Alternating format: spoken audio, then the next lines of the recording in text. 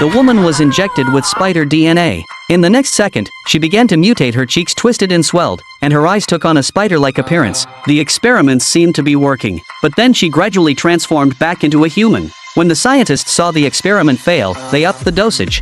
They injected the gene into the woman again, and to ensure success, they brought out their secret weapon. A glass cover slowly lowered, immediately enclosing the woman's arm. As a tube opening unlocked, a massive spider emerged. It crawled along the glass tube toward her.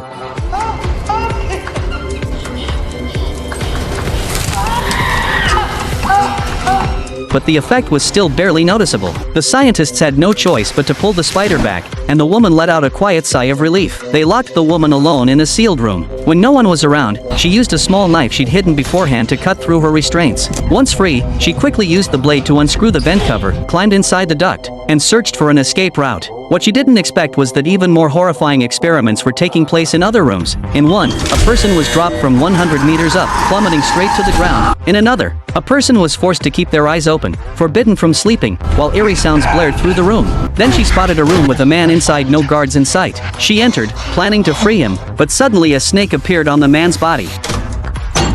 Hearing movement, the woman had to duck under the bed. Just as the scientists were about to kill the man, a giant python slithered under the bed too. Luckily, they didn't notice the woman hiding there. At that moment, she heard them say they were heading to her room next. She waited until they left, then hurried back into the vent and continued her search for an exit. This movie is called Breaking.